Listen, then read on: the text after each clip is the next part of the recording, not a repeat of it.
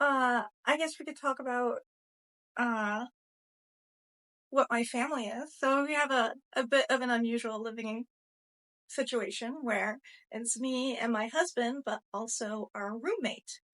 Um, and so she's another good friend of ours.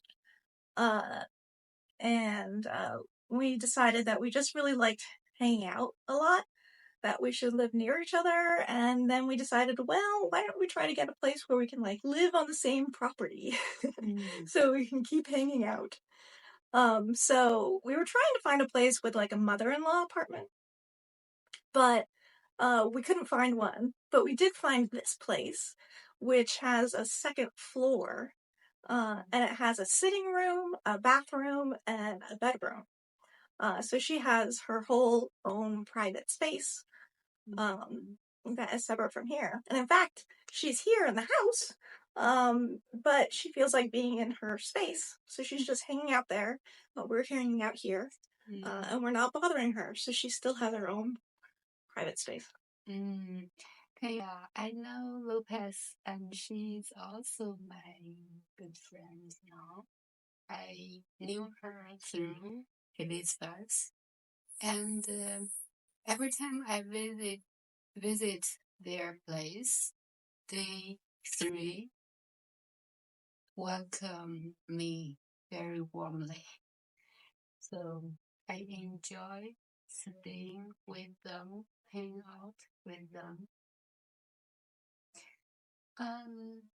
Yeah, so speaking of your living space, you live with your best friend, and I'm always amazed that how you guys get along so well with each other, because because for me, I think, having good friends is one thing, and getting along well with friends each day, living with them, is another thing. Yeah. It's so hard. How do you keep the distance with each other? So we were cautious about it. So step one was that Lopez moved closer to us. She moved about 3 blocks away from us, and she hung out a lot. And then step two was she moved into the same apartment complex as us. So now she was upstairs from her. And we hung out almost every night. And we planned our dinners, having an expectation that we would probably have dinner together. And it was working out very well. And then once the idea of a mother-in-law apartment came to us, we decided that we thought that would be a good living situation for us, allowing that separation, but also allowing us to very easily hang out with each other. And so we looked around and found this place that has that separate living space upstairs. And it's worked out pretty well. So we do hang out most nights. And we do try to do something most weekends. But, sometimes she just has her own thing. And so she just does her own thing. And that's fine. But we do hang out a lot. Okay. That's not easy. Like, my husband and I, we live together. Sometimes we will have fight with each other. Do this kind of fight happen between you and Lopez? I don't think that we've had a fight ever. No, not like fight. Or even a significant conflict. Small conflict. Yeah. One time, so when we first moved in together, I had left my socks by the front door. And so she asked me to please remove my smelly socks. She was like, you did a lot of moving around boxes and out and all that stuff, and so they kind of smell. And so I was actually happy that she asked me to move them because it meant that she felt comfortable stating her needs and her wants. And I think that's very important. Another thing is that both my husband and Lopez are very giving and generous people, and they kind of default towards doing what other people want. And so I'm very aware of this. And so what I try to do is make sure that they both have time to express their wants and their needs. And make sure that they feel okay and everything, so that things don't boil up. Oh my God, I'm touched by what you said. Really? You're so nice. Yeah.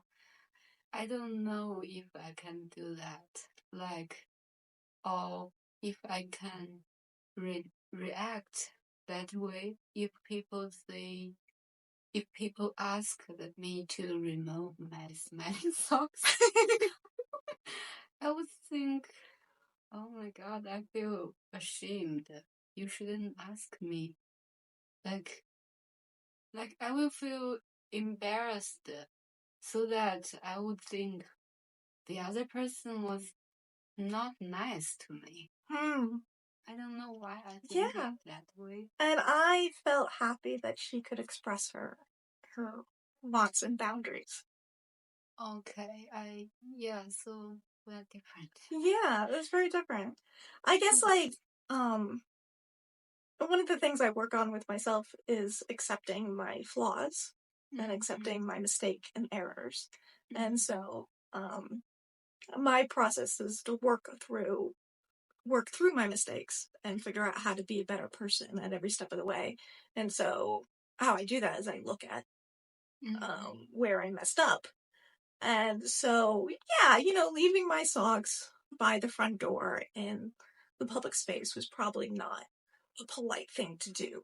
And so when she confronted me about it, I just acknowledged that that was not a fair thing for me to do. But I didn't feel bad about her for telling me, and I didn't feel bad about myself for having made a mistake. Wow, that's very good point. If I were you, I would also blame myself that why I did that and why I would give people chance to judge me. I don't know, I don't like that. And I'm sure at that moment I would have very, very shameful reaction on both me and the person who told me this. Yeah. But right now, if you let me think through all these things, of course, it's not true. Like, it's not good for me to put my socks in front of public place. Yeah. So next time, if I have this kind of situation, I think I can react better than I was. Yeah. Thank you. I think this is a good lesson that I can learn from. Really? Yeah, one of the things I try to fight against shame, because shame can really make people do a lot of destructive behaviors. And so I try not to feel ashamed of myself, and part of it is to be okay with my mistakes. And one of the other things I do is I practice saying that I'm wrong.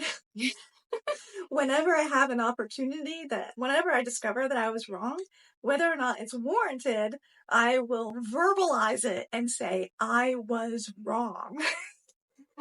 Just to practice admitting my flaws to other people, my mistakes to other people, so that, because I noticed in myself that I had an instinct to try to defend myself or try to downplay when I was wrong. And I didn't want to do that anymore. I wanted to just be upfront, admit my flaws, admit my mistakes, and move on. Okay. I kind of not understand you to that clear. Can you give me an example? When will you figure out? Oh, I'm wrong. I will try to say I'm wrong. Let's say that I said that something happened. Mm-hmm. I was like, this person was totally wearing a blue jacket. Mm-hmm. And then we go through the photos and we found out that he was wearing a green jacket. So it's like I was wrong. Mm-hmm. And so I would say that most people say, oh, and then not say anything else, but then I try to make sure that I say I was wrong.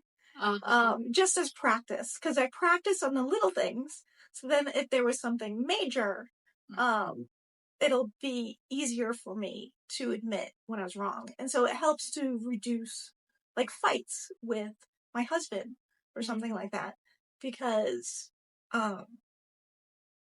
it'll be easier for me to admit when I had faulty logic or something like that, or when I didn't understand the entire context or something like that.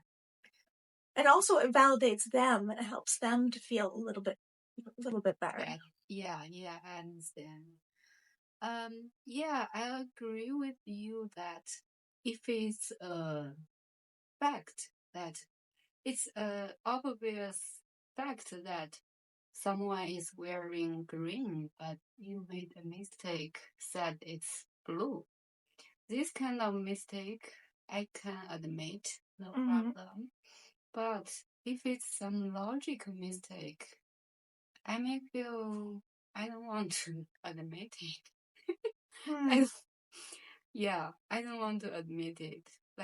I know most people, even though they knew they were wrong, they don't want to admit it. Yeah, it's hard for people. Yeah, especially I think my husband does that so often.